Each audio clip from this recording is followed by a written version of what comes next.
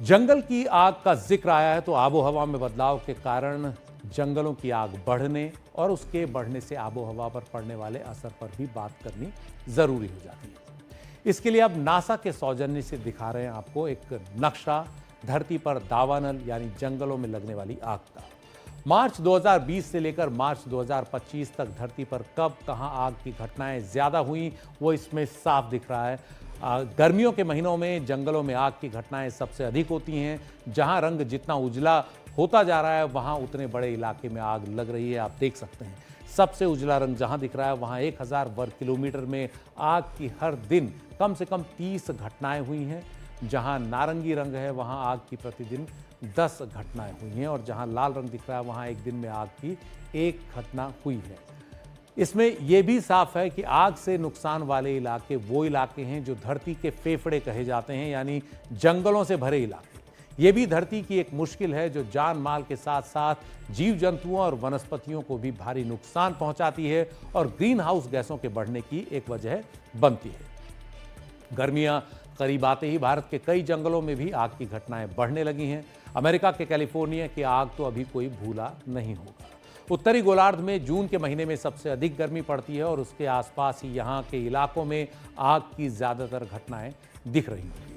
दक्षिणी गोलार्ध में दिसंबर के महीने में सबसे अधिक गर्मी पड़ती है और वहां तब आग की सबसे अधिक घटनाएं होती हैं, जैसे ऑस्ट्रेलिया के जंगलों की क्राउन फायर। जंगलों की आग से दुनिया में हर साल 1.5 अरब टन कार्बन डाइऑक्साइड का उत्सर्जन होता है। ग्लोबल फॉरेस्ट वॉच के आंकड़ों के मुताबिक 2001 से 2023 के बीच दुनिया में आग से 13.8 करोड़ हेक्टेयर जंगल खत्म हो गए। इस लिहाज से सबसे खराब साल रहा 2023, जब दुनिया भर में 1.2 करोड़ हेक्टेयर जंगल आग की भेंट चढ़ गए। ग्लोबल फॉरेस्ट वॉच के आंकड़ों के मुताबिक 2001 से 2023 तक भारत ने आग से 16.5 लाख हेक्टेयर जंगलों को खो दिया। जंगलों की आग से पेड़ों के कवर के नुकसान के मामले में 215 देशों में भारत का स्थान 45वां है। The Indian state of forest report 2023 के मुताबिक भारत में जंगल और पेड़ों का कवर करीब 25.17% इलाके में फैला हुआ है। इसमें से 21.76% इलाके में जंगल हैं, 3.41% इलाके में पेड़ों का कवर है। इसी रिपोर्ट के मुताबिक भारत में फॉरेस्ट कवर का 2.81% आग के लिहाज से सबसे अधिक संवेदनशील है। 7.85% जो वन कवर है वो आग के लिहाज से बहुत ज्यादा संवेदनशील है, यानी इससे 1 डिग्री कम, और 11.61% इलाका आग के हिसाब से ज्यादा संवेदनशील है, यानी उससे भी 1 डिग्री थोड़ा कम। भारत में आग लगने के 95% कारण मानव जनित हैं, यानी एंथ्रोपोजेनिक है। आबोहवा में बदलाव से धरती पर एक और बड़ा संकट आए दिन सामने आ रहा है। बरसात के दिनों में तो ये सबसे ज्यादा दिखता है। यह अचानक भारी बारिश जिसके कारण बाढ़ और भूस्खलन का जो खतरा है वो काफी बढ़ जाता है, जान माल का नुकसान काफी ज्यादा होता है। इसे समझने के लिए बहुत पीछे जाने की जरूरत नहीं है। जम्मू कश्मीर से आई ये ताजा तस्वीरें देख लीजिए। ये जम्मू कश्मीर के रामबन जिले की तस्वीरें हैं, जहां हर ओर भूस्खलन का मलबा दिख रहा है।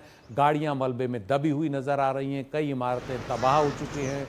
बारिश से जुड़ी अलग अलग घटनाओं में 5 लोगों की अब तक मौत की खबर आई है, कई घायल हुए हैं।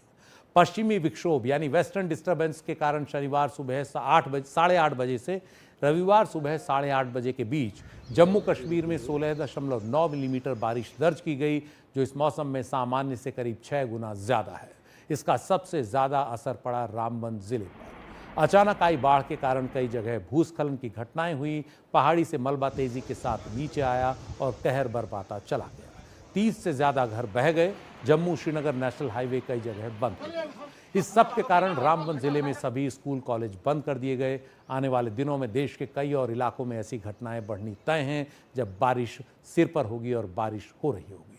विश्व स्वास्थ्य संगठन के अनुमान के मुताबिक दुनिया भर में बाढ़ की 85% घटनाएं फ्लैश फ्लड यानी अचानक आई बाढ़ की शक्ल में आती हैं और सबसे ज्यादा नुकसान पहुंचाती हैं। हर साल दुनिया में बाढ़ के कारण करीब 5000 लोगों की जान जाती है। वर्ल्ड मीटियोरोलॉजिकल ऑर्गेनाइजेशन WMO के मुताबिक 1994 से 2013 तक दुनिया भर में 2.5 अरब लोग बाढ़ से प्रभावित रहे। बाढ़ ने दुनिया भर में हर साल 40 अरब डॉलर से ज्यादा का नुकसान पहुंचाया। सन 2000 से अब तक बाढ़ प्रभावित इलाकों में रहने वाले लोगों की तादाद 24% बढ़ चुकी है। आबोहवा जितनी गर्म होती जाएगी, फ्लैश फ्लड की घटनाएं भी उतनी ही ज्यादा बढ़ती रहेंगी। नेचर कम्युनिकेशंस के मुताबिक ये 10 देश हम आपको दिखाने जा रहे हैं जहां बाढ़ का सबसे ज्यादा खतरा है वहां की आबादी पर, और इसमें सबसे ज्यादा खतरा भारत को है, जिसकी 27.7% आबादी बाढ़ के खतरे में है। संख्या के लिहाज से ये सबसे अधिक है। इसके बाद चीन की 27.5% आबादी पर बाढ़ का खतरा मंडरा रहा है। बांग्लादेश की 57.5% आबादी यानी आधी से ज्यादा आबादी पर बाढ़ का खतरा है। पाकिस्तान की 31.1% आबादी पर, वियतनाम की 46% आबादी पर बाढ़ का खतरा मंडरा रहा है। इंडोनेशिया की 27%, जापान की 28.7%, मिस्र की 40.5%, नाइजीरिया की 18% और अमेरिका की 12.5% आबादी पर बाढ़ का खतरा मंडरा रहा है। बाढ़ और अन्य अतिमौसमी घटनाएं मिट्टी की गुणवत्ता को भी प्रभावित करती हैं, मिट्टी के कटाव पर भी असर डालती हैं। वैसे मिट्टी का कटाव एक प्राकृतिक प्रक्रिया रही है, क्योंकि मिट्टी का संघर्ष हमेशा से पानी और हवा से रहा है। दोनों ने ही मिट्टी को उड़ाया है या काटा है, बहाया है, जिसकी वजह से धरती की सबसे ऊपर की मिट्टी की परत, जिसे टॉप सॉइल कहा जाता है, ह्यूमस कहा जाता है, उसमें कटाव होता रहा है। लेकिन मानव जनित कारणों से और क्लाइमेट चेंज से जुड़ी घटनाओं से मिट्टी का यह कटाव बढ़ गया है। 2 से 3 सेंटीमीटर टॉप सॉइल बनने में 1000 साल तक लग सकते हैं और खत्म होने में बस कुछ घंटे या कुछ दिन या बस कुछ महीने। मिट्टी की ये सबसे ऊपरी सतह सबसे अधिक उर्वर होती है, सबसे ज्यादा न्यूट्रिएंट्स उसमें होते हैं।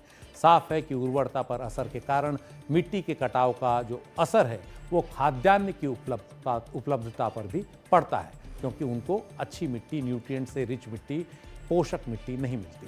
अमेरिकी अखबार द गार्जियन की एक रिपोर्ट के मुताबिक दुनिया में हर साल 24 अरब टन उर्वर मिट्टी खत्म हो रही है। कई वैज्ञानिक मानते हैं कि जिस रफ्तार से मिट्टी की गुणवत्ता प्रभावित हो रही है, उससे अगले 60 साल में धरती की ऊपर की पूरी मिट्टी खत्म हो जाएगी, वो टॉप सॉइल खत्म हो जाएगी। कुछ वैज्ञानिक अनुमानों के मुताबिक अमेरिका में कुदरत जिस रफ्तार से मिट्टी बना सकती है, उससे 10 गुना ज्यादा रफ्तार से मिट्टी का कटाव हो रहा है। हालांकि मिट्टी के कटाव को रोकने के तरीके हैं, लेकिन उन्हें लेकर जागरूकता बहुत कम है या फिर लोग इसे गंभीरता से नहीं ले रहे। मानवीय गतिविधियों के कारण धरती के सीने पर बस इतने ही अन्याय नहीं हो रहे। धरती के लिए एक बहुत बड़ी आफत हमने प्लास्टिक के कचरे की शक्ल में पैदा की है, और ये प्लास्टिक हमारे लिए ही आफत बन चुका है। माइक्रोप्लास्टिक्स की शक्ल में हमारे खून में बह रहा है, हमारे शरीर का हिस्सा बनकर हमें बीमार कर रहा है। प्लास्टिक धरती की धमनियों में भी इसी तरह बह रहा है। हर रोज कूड़े के कम से कम 2000 ट्रकों के बराबर प्लास्टिक का कचरा नदियों, झीलों और समुद्र में बहाया जा रहा है। प्लास्टिक्स में मौजूद खतरनाक रसायन पानी को विषैला कर रहे हैं, जलीय जीव जंतुओं और वनस्पति के लिए मुसीबत बन गए हैं। हर साल 2 से 2.25 करोड़ टन प्लास्टिक नदियों, झीलों और समुद्र में बह रहा है। मिट्टी भी प्लास्टिक से विषैली हो चुकी है। प्लास्टिक बायोडिग्रेडेबल नहीं है, इसलिए सैकड़ों साल तक मिट्टी में पड़ा रहता है, लेकिन उसमें मिलता नहीं, उसे जहरीला बनाए रखता है। और यही वजह है कि प्लास्टिक का इस्तेमाल कम होना बहुत ज़रूरी है। प्लास्टिक की हर चीज़ को रिसाइकिल किया जाना बहुत ज़रूरी है, वरना वो धरती और उसकी धमनियों का दम घोंट देगा। इस तरह प्लास्टिक के प्रदूषण और आबोहवा के गर्म होने का असर धरती पर जीव जंतुओं और वनस्पतियों की प्रजातियों पर भी पड़ रहा है। वैज्ञानिक अनुमानों के मुताबिक औद्योगिक क्रांति के दौर में जंतुओं के विलुप्त होने की जो रफ्तार थी, वो 50 साल पहले तक 40 गुना ज्यादा हो चुकी है। अनुमान के मुताबिक धरती पर हर 20 मिनट में किसी जीव जंतु की एक प्रजाति विलुप्त हो रही है। कई वैज्ञानिक अध्ययन बताते हैं कि साल 2050 आते आते धरती की जेनेटिक विविधता की 30% पूरी तरह खत्म हो सकती है। 21वीं सदी का अंत होते होते धरती पर जीवों की करीब आधी प्रजातियां विलुप्त हो जाएंगी। प्रकृति के संरक्षण से जुड़ी अंतर्राष्ट्रीय संस्था international union for conservation of nature IUCN दुनिया में विलुप्ति के खतरे की ओर बढ़ रहे जीव जंतुओं, वनस्पतियों पर नजर रखती है। IUCN की ताज़ा रिपोर्ट के मुताबिक दुनिया में जितने जीव जंतु और वनस्पतियों की प्रजातियों का अब तक आकलन किया गया है, उनमें 1,69,000 प्रजातियों को IUCN ने रेड लिस्ट में रखा, यानी जिन पर खतरा मंडरा रहा है। और इनमें से भी 28% यानी 47,000 प्रजातियां विलुप्ति के कगार पर हैं। धरती के सामने चुनौतियों पर जितनी बात की जाए उतनी कम है। इसलिए बेहतर है कि कम को ही ज्यादा समझें और जितनी जल्दी हो सके विनाश की ओर बढ़ते कदमों को पीछे खींच लें।